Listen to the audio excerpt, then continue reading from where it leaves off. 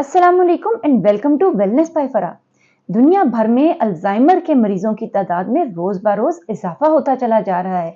क्या आपको पता है कि अल्जाइमर की बीमारी को अल्जाइमर क्यों कहा जाता है? अल्जाइमर दरअसल एक डॉक्टर का नाम था जिन्होंने इसे फर्स्ट टाइम डिस्कवर किया था। उनकी एक मरीजा थी कि जिनमें पहले मेमोरी इश्यूज आए, याददाश्त की कमी के बाद उनके जो बाकी रोजमर्रा के काम हैं, उनकी जो उठना बैठना है, घर रूटीन के काम काज हैं, वो रूटीन्स उनकी डिस्टर्ब होने लगी और आहिस्ता आहिस्ता उनमें और ज्यादा तनज़्ज़ुली आती गई और वो अपने घर के काम और जो अपने रोजमर्रा के अमूर हैं वो नहीं कर पाती थी। उनकी मौत वाक़या हो गई। तो डॉक्टर ने उनकी जो ऑटोप्सी की उसमें ये पता चला कि उनके ब्रेन के सेल्स ऐसे हैं जैसे आपस में गुच्छा बने हुए हैं और उनमें कुछ सेल्स हैं कि जिनको कोलिनर्जिक सेल्स कहा जाता है। ये जो कोलिनर्जिक सेल्स हैं ये डैमेज हुए पड़े थे। यहाँ से डिस्कवरी होती है अल्जाइमर की बीमारी की। कोलिनर्जिक सेल्स रिस्पॉन्सिबल हैं एसिटाइल कोलाइन न्यूरोट्रांसमीटर की प्रोडक्शन और उसकी मेंटेनेंस का। जब कोलिनर्जिक सेल्स डैमेज होते हैं तो एसिटाइल कोलाइन को कंट्रोल करने का मैकेनिज्म डैमेज होता है और इस तरह अल्जाइमर की बीमारी शुरू होती है। डॉक्टर अल्जाइमर के नाम पर ही इस बीमारी का नाम अल्जाइमर रखा गया। यानी सिर्फ याददाश्त की कमी नहीं बल्कि कॉग्निटिव इम्पेयरमेंट। कॉग्निटिव इम्पेयरमेंट का मतलब है दिमाग से रिलेटेड या याददाश्त से रिलेटेड या वो सारी चीजें जो हमने जिंदगी में कभी भी सीखी हुई हैं उनके आहिस्ता आहिस्ता कम होने का, डीजेनरेट होने के प्रोसेस को अल्जाइमर कहा जाता है। अगर किसी को अल्जाइमर डायग्नोस हो जाए तो उसका कैसे ख्याल रखा जाए या इसको अर्ली डायग्नोसिस कैसे किया जाए? अगर एक फैमिली हिस्ट्री पाई जाती है, मसलन पेरेंट्स में किसी को है या अपने immediate first blood line family relatives में से किसी को ये बीमारी है, तो जरूरी है कि हम भी 40-50 इयर्स की एज के बाद कम से कम एक स्क्रीनिंग टेस्ट जरूर कराएं। स्क्रीनिंग बहुत इंपॉर्टेंट होती है। जितना अर्ली हम स्क्रीन करेंगे और कहीं भी बीमारी अर्ली डिटेक्ट हो जाएगी तो उसके लिए कोई ना कोई अर्ली इंटरवेंशन या इकदाम करना पॉसिबल हो जाएगा। कुछ रिसर्चेस ये कहती हैं कि अगर हम कोई डाइट चेंजेस करें तो वो भी समटाइम हेल्पफुल होती हैं, लेकिन जो इंपॉर्टेंट ट्रीटमेंट मेथोडोलॉजी है वो यही है कि अल्जाइमर का रियल काज हमें अभी तक उस तरह से मालूम नहीं और हम इसको फुली ट्रीट करने के कैपेबल नहीं है। तो फिर क्या किया जाए? अल्जाइमर को क्योर करने से ज्यादा इसको मैनेज किया जा सकता है और मैनेज करने के लिए इसके दो एस्पेक्ट्स हैं। एक तो ये कि जो मरीज है उसको कोई तरीकाकार सिखाए जाए, डायरेक्टली उसको सिखाया जाए, और दूसरा ये कि उसके केयर गिवर्स को, जो उसका ख्याल रखने वाले लोग हैं, उनको कोई इंफॉर्मेशन प्रोवाइड की जाए या फिर ये कि उनको कोई ट्रेनिंग प्रोवाइड की जाए।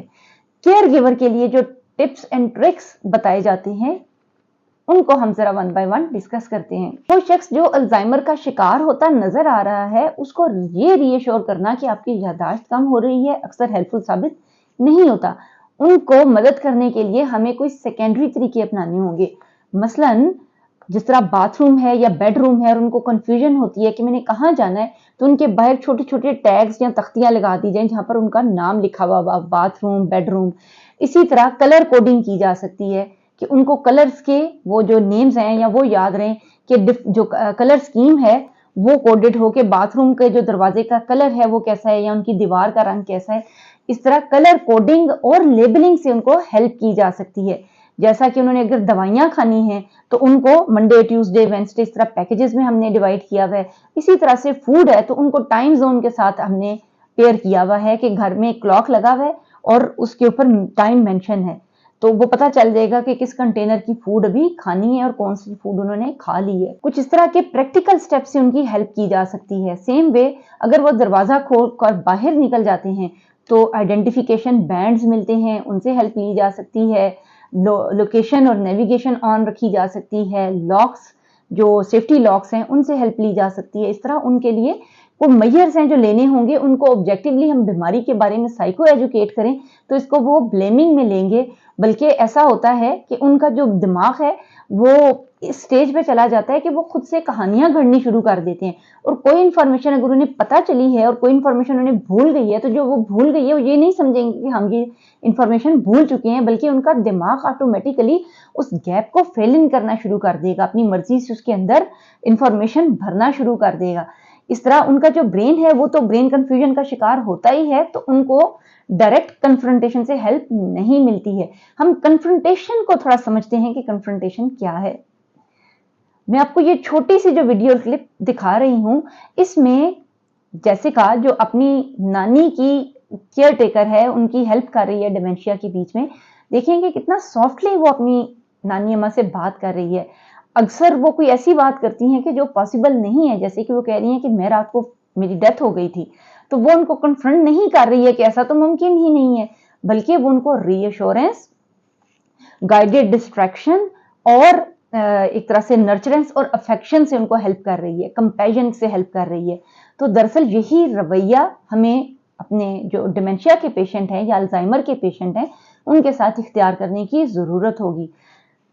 Oh, we've not seen Jessica today. No. Oh, bless her. Well, I wonder what she's up to. What, darling? I wonder what she's doing today. I thought to saw her once early on and from seeing. They should come to hospital and see the people in here. She'd be glad to do something to cheer them up. Would she? That would be lovely for her, wouldn't it? I died this morning. You died this morning? Yeah. What do you mean? Well, I don't know what I mean, but I can't breathe anymore. Oh, that's not good. Are you feeling a bit better now? You have to take a big deep breath in. A little bit, but I have a biscuit. Yes, Mummy. Oh, Nothing to eat. I have a biscuit. you want a biscuit and that will make it better, will it? Yes. What about your dinner? I don't want any dinner, Mummy. I'm not hungry. Oh. Care givers इसके अलावा कैसे help कर सकते हैं? एक तो ये find out करना है, आपने ढूंढना है कि कौन सी ऐसी एक्टिविटीज हैं जो अल्जाइमर का पेशेंट पहले इख्तियार किए हुए था और वो अब भी इनको कैरी कर सकते हैं। मसलन स्कूल से बच्चों को पिक एंड ड्रॉप, उनमें उनको साथ ले जाएं, असिस्ट कर लें। अगर वो कोई हॉबी अपनाए हुए थे वो देख लें।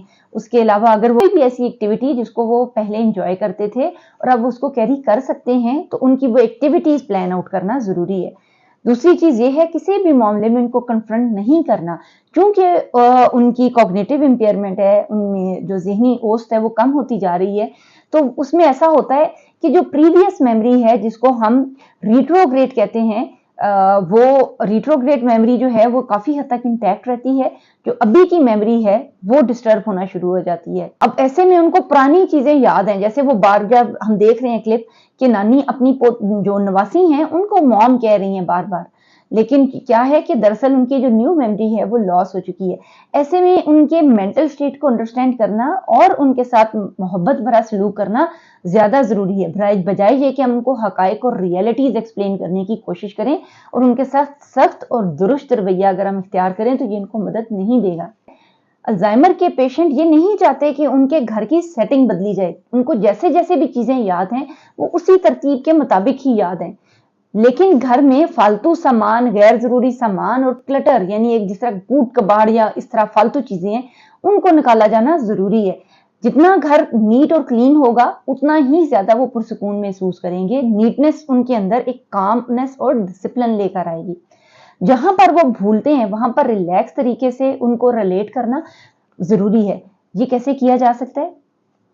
मसलन वो कहीं बैठे हैं और एकदम से लॉस्ट हो गए हैं, उन्हें नहीं याद रहा कि मैं कौन हूं, कहाँ हूं और ये जो बंदा है ये कौन है। ऐसे में अगर वो कोई सवाल करते हैं तो उनको वार्मथ के साथ, एक पुरजोश और मुशफिकाना रवैये के साथ उनको ये बताना है कि मैं कौन हूं, आप कौन हैं, आप कहाँ बैठे हैं और हम क्या बात कर रहे थे।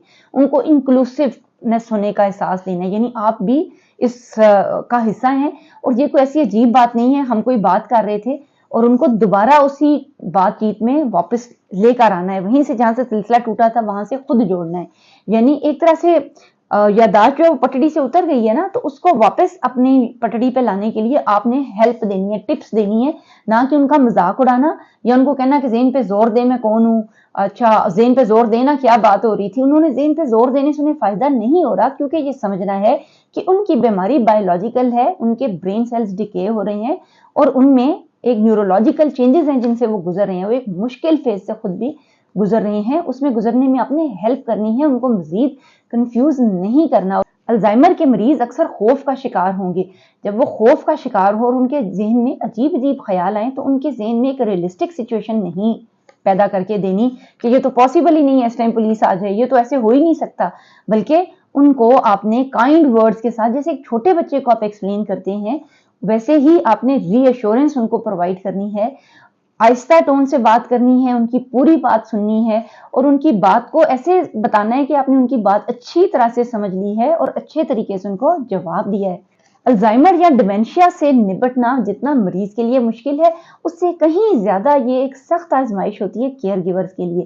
ہم اپنی آنکھوں کے سامنے اپنے والدین کو دیکھتے ہیں کہ وہ بوڑھے اور کمزور ہو رہے ہیں، انہیں ہمارے نام یاد نہیں، ہماری شکلیں یاد نہیں، اور ہم ان کے برین کو اپنے سامنے مرتا ہوا دیکھ رہے ہوتے ہیں۔ یہ ایک مشکل ایکسپیرینس ہے، لیکن یہی ہماری آزمائش ہے کہ ہم اس مشکل وقت میں ان کو کتنی سپورٹ فراہم کرتے ہیں اور اس سفر میں ان کا ساتھ کس طرح سے دیتے ہیں۔